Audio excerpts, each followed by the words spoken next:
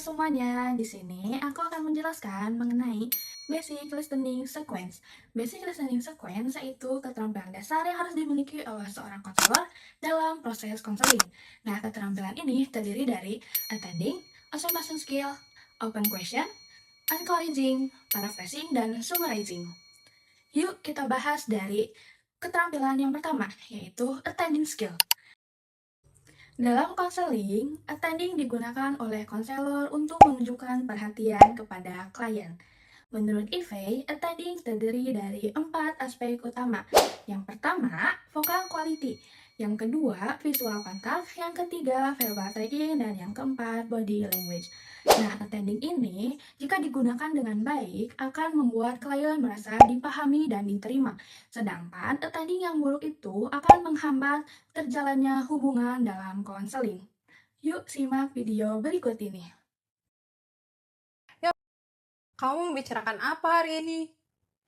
Jadi aku kesini karena beberapa hari lalu ada kejadian yang bikin aku cukup kesel gitu di tempat kerja aku.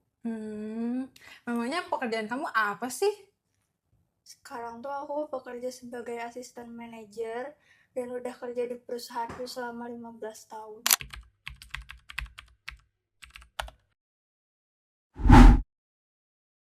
Halo, Halo, senang bertemu denganmu. Boleh, silahkan duduk. terima kasih. Terima kasih sudah datang hari ini ya. Sama-sama, aku berharap kakak bisa bantuin masalah aku.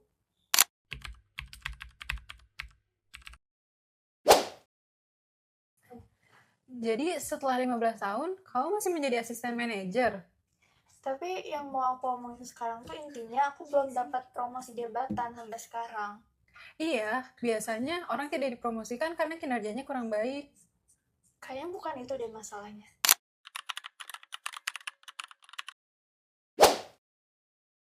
Dari informasi yang telah saya dapatkan, kamu ingin membicarakan mengenai situasi di tempat kerja. Apakah benar begitu?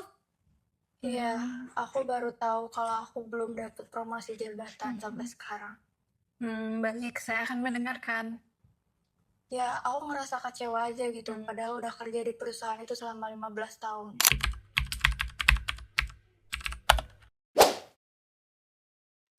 Aku sebenarnya dapat banyak penilaian positif kok dari atasan. Menurut saya, pasti ada sesuatu yang salah.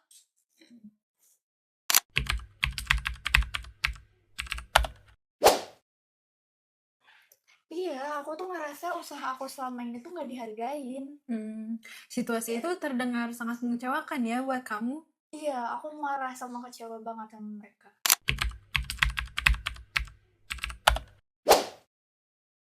Sekarang aku bingung harus ngambil langkah apa. Jadi sekarang kamu lagi merasa dalam situasi yang sulit ya. Kamu ingin memperjuangkan hak kamu. Di sisi lain, kamu juga khawatir akan konsekuensi yang akan kamu hadapi. Iya, benar banget.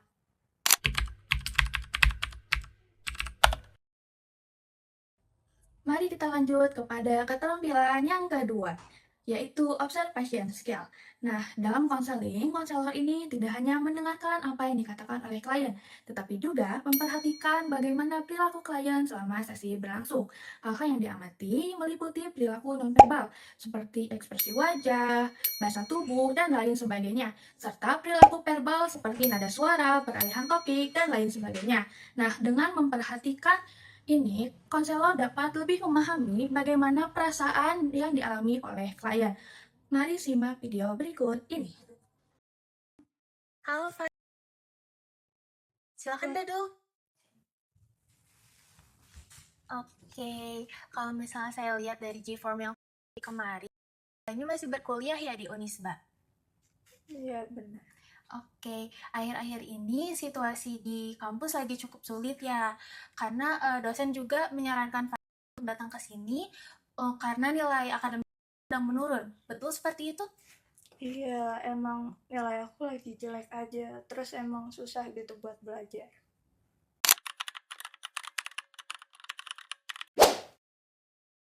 Saya merasa senang karena kamu sudah bersedia datang dan mengobrol dengan saya di sini. Sekarang bagaimana perasaan saat ini? Awalnya sih aku nggak mau datang ke sini ya, cuman kata teman-teman aku kakak orangnya baik.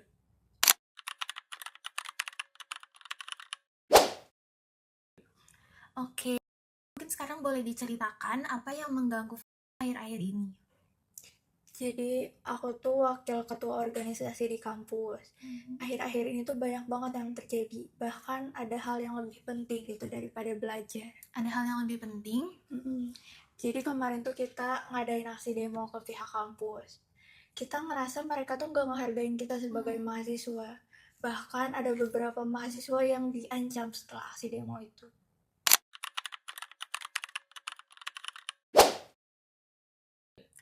Oke, berarti sekarang situasi di kampus ini sedang cukup sulit ya, dan peranmu sebagai ketua organisasi di sini tuh juga menjadi tantangan yang besar gitu buat sendiri. Iya, tapi kami bakalan terus bertahan. Cuman masalahnya, aku terlalu fokus sama masalah itu sampai-sampai nilai kuliah aku turun. Oke, jadi yang saya dengar ini memang sangat terlibat di aktivitas kampus gitu ya.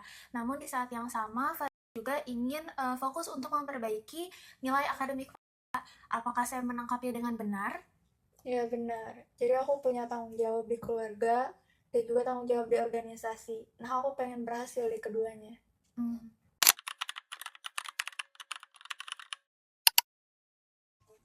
Mari kita lanjutkan pada keterampilan yang ketiga. Dalam konseling, pertanyaan ini digunakan untuk membantu klien menceritakan pengalaman atau permasalahannya. Secara umum, pertanyaan ini terdapat dua, yaitu closed question dan open question. Closed question biasanya menghasilkan jawaban seperti ya atau tidak. Sementara itu, open question memberikan kesempatan kepada klien untuk bercerita lebih lanjut mengenai permasalahan dan pengalamannya. Yuk simak video berikut ini. Halo, apa yang sedang mengganggu pikiran akhir ini? Jadi aku tuh lagi punya masalah sama teman aku, namanya Apakah kalian berselisih paham? enggak sih. Cuman dia tuh kayak susah banget gitu diajakin kerja sama, apalagi kalau nugas. Apakah kalian mengerjakan tugasnya tepat waktu? Bukan itu masalahnya, malah dia lebih awal gitu ngerjainnya. Apakah hasil tugasnya layak? Apakah dia mengerjakannya dengan baik? Ya itu masalahnya. Kerjaan dia tuh bagus, terus ngerjain tugasnya lebih awal. Jadi itu bikin aku nggak bisa ngeritik apa yang dia lakuin. Apakah hubungan dengan teman-teman yang lain di anggota baik? Ya, dia sering memisahkan diri sih sama mereka, suka ketawa gitu di pojokan. Dan dia tuh ngelakuin itu nggak cuma ke aku aja, tapi ke anggota tim yang lain. Jadi kamulah di sini yang harus kita benahi. Apakah benar? Ya, saya rasa begitu. Ya, saya mengharapkan kakak bisa bantuin aku menyelesaikan masalahnya. Halo, apa yang sedang mengganggu pikiran akhir-akhir ini? Aku ada masalah lagi sama. Masalah lagi? Mungkin boleh diceritakan lebih lanjut apa yang terjadi belakangan ini? Jadi minggu belakangan ini tuh aku ngeliat lebih sering habisin waktu sama dia, bahkan nge-acting anggota tim yang lain. Aku tuh suka kesel gitu sama dia, padahal kerjaannya bagus, kerjanya tepat waktu, tapi susah aja gitu kalau diajak kerja sama. Saya mendengar semakin sulit ya untuk diajak kerjasama, dan itu membuat semakin tertekan. Apakah saya memahami dengan benar? Ya benar-benar. Bisakah memberikan contoh situasi yang terjadi saat itu, saat sedang berinteraksi dengan... Oke, jadi gini, minggu lalu tuh aku minta bantuin laporannya, tapi pas rapat dia tuh malah bercanda dan nganggap aku nggak ngerti soal angka. Itu tuh benar-benar bikin aku malu di depan tim yang lain.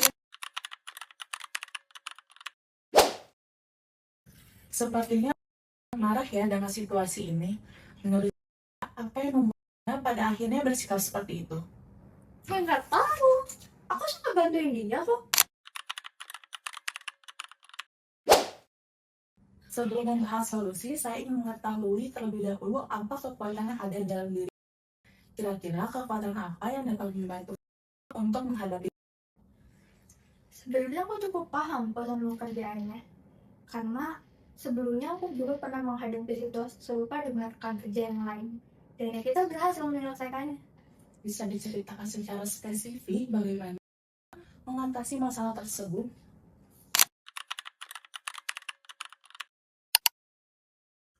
Mari kita masuk pada keterampilan yang keempat, yaitu encouraging. Nah, encouraging adalah keterampilan yang digunakan oleh konselor untuk mendorong klien terus bercerita. Encouraging ini dapat dilakukan melalui respon singkat, perilaku nonverbal seperti mengangguk dan tersenyum atau mengulangi kata kunci.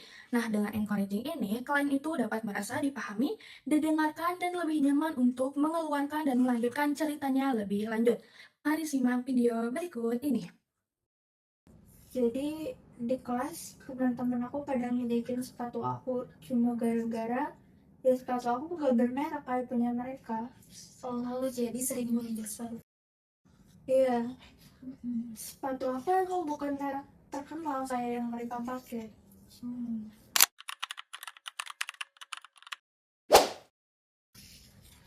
Keluarga aku emang nggak punya banyak uang kayak mereka.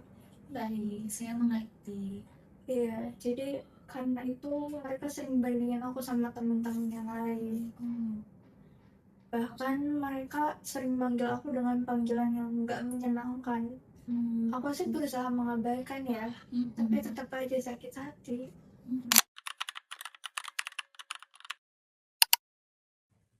Selanjutnya kita masuk pada keterampilan paraphrasing. Paraphrasing yaitu menyampaikan kembali inti permasalahan klien dengan bahasa yang lebih singkat tanpa mengubah maknanya. Nah, paraphrasing ini digunakan agar klien ini merasa dipahami dan untuk membantu memperjelas permasalahan yang sedang dibahas. Mari simak video berikut ini. Keluarga aku emang gak punya banyak uang kayak mereka. Semua teman-teman aku pada pakai sepatu mahal, dan aku sering diejek karena hal itu. Jadi teman-teman memiliki sepatu yang berbeda dengan yang dimiliki, dan hal tersebut membuat jadi sering diejek. Iya, bahkan mereka sering banget manggil aku dengan panggilan yang gak menyenangkan. Iya, dan mereka tuh sering banget manggil aku dengan sebutan yang tidak menyenangkan. Aku sih berusaha ya mengabaikan itu, tapi tetap aja sakit hati. Perlakuan mereka tuh membuat kita merasa terluka dan sedih ya.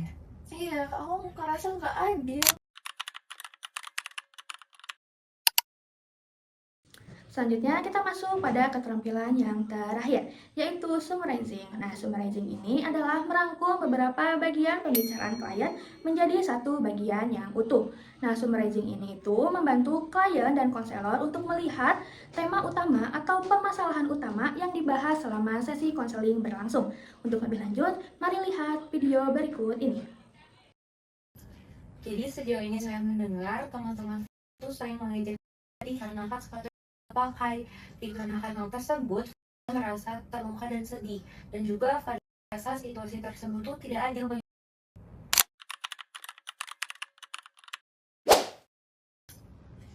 Jadi guru aku bilang kalau aku tuh pintar nulis. Aku juga pengen kok jadi jurnalis. Terus aku juga sering main basket dan saya dipercaya jadi pemimpin tim. Ada siswa yang berprestasi, kemudian juga memiliki kemampuan menulis yang baik, serta juga mampu menjadi pemimpin tim dalam olahraga basket. Jadi, ada siswa yang baik dan ini mampu menjadi pemimpin dalam tim basket, dan hal itu semua membuat saya merasa bangga terhadap diri sendiri. Iya, itu bikin aku ngerasa lebih baik.